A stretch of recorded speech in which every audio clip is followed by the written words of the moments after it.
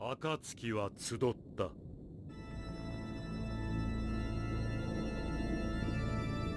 コナン、イタチ、ヒサメ、サソリ、デイダラ、カクズ、ヒダン、オロチマ、そしてゼツ。 Salut les amis, c'est Jojo Minga, bienvenue sur ma chaîne.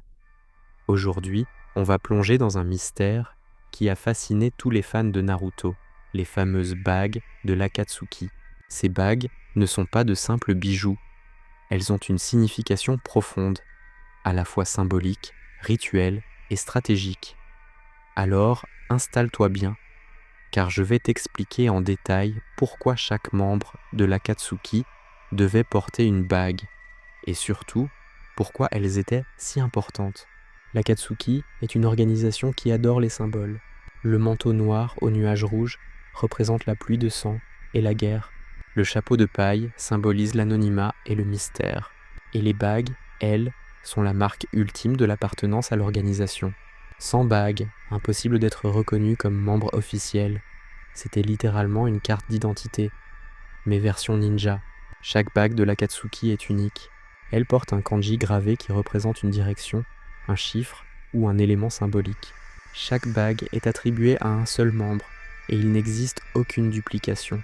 C'est pour ça que lorsqu'un membre meurt ou quitte l'organisation, la bague doit absolument être récupérée. Sans elle, impossible de recruter un remplaçant. Par exemple, après la trahison d'Orochimaru, sa bague était encore considérée comme un objet vital pour l'Akatsuki. Mais la vraie importance des bagues, c'est pendant le rituel de scellement des Biju. Lorsque l'Akatsuki capture un démon à queue, les membres se réunissent autour de la statue démoniaque de la lune, Gedo Mazo. Chaque bague correspond à un doigt précis de cette statue. Le porteur de la bague doit se placer à la bonne position et canaliser son chakra pour contribuer au scellement. Sans les bagues, impossible d'organiser ce rituel. C'est pour ça que même si tous les membres n'étaient pas présents physiquement, leur place devait être respectée grâce aux bagues. En d'autres termes, elles étaient comme une clé mystique permettant de relier le chakra de l'Akatsuki à la statue. Chacun de ces caractères n'a pas été choisi au hasard. Ils forment un ensemble de symboles mystiques liés aux directions cardinales, aux éléments et aux croyances. Au final, les bagues de l'Akatsuki sont bien plus qu'un simple détail esthétique. Elles représentent l'unicité de chaque membre, comme une pièce d'un puzzle indispensable. Le lien mystique avec la statue démoniaque, clé de leur plan de domination mondiale. Un symbole d'appartenance, sans lequel on ne peut pas être un véritable membre. Elles incarnent parfaitement la philosophie de l'Akatsuki. Chaque individu est différent, mais ensemble, ils forment une force redoutable qui menace tout le monde ninja.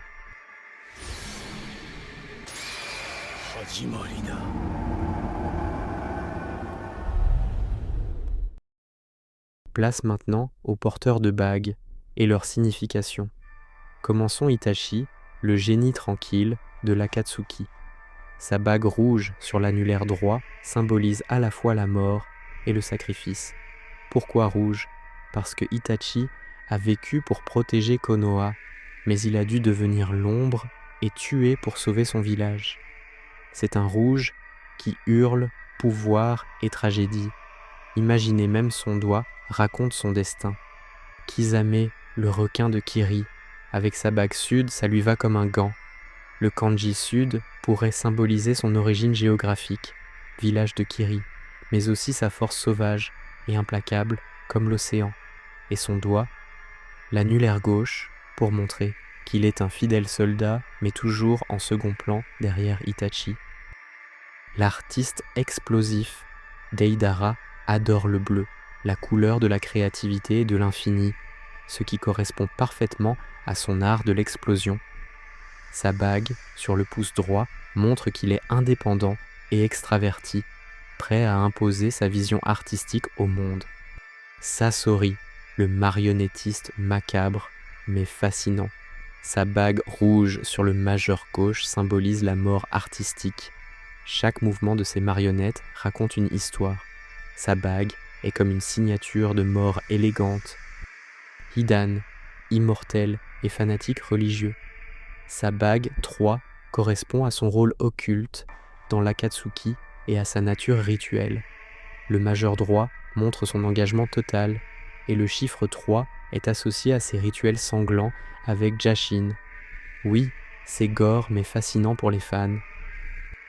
Kakuzu, le mercenaire obsédé par l'argent, avec sa bague nord.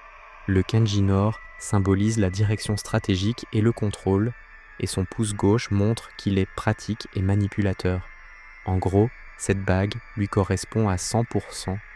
Conan, la fleur de papier, sa bague blanche, symbolise la pureté et la loyauté. Annulaire gauche, un doigt souvent associé aux relations et au cœur. Parfait pour une membre qui a été si proche de Nagato Pain. Le chef ultime, Nagato, avec sa bague 0. Le 0 symbolise le vide, le contrôle absolu et la philosophie de la douleur qu'il impose au monde. L'annulaire droit montre qu'il est le centre de l'Akatsuki et que tout tourne autour de sa vision. Toby, le mystérieux manipulateur, sud l'ombre et la manipulation à distance. Annulaire, droit doigt, de l'intention et de l'action. Sa bague reflète parfaitement sa position dans l'ombre et sa patience millénaire. Zetsu, moitié blanc, moitié noir. Sa bague non résume tout. Non à la normalité, non à l'ordre, non aux règles.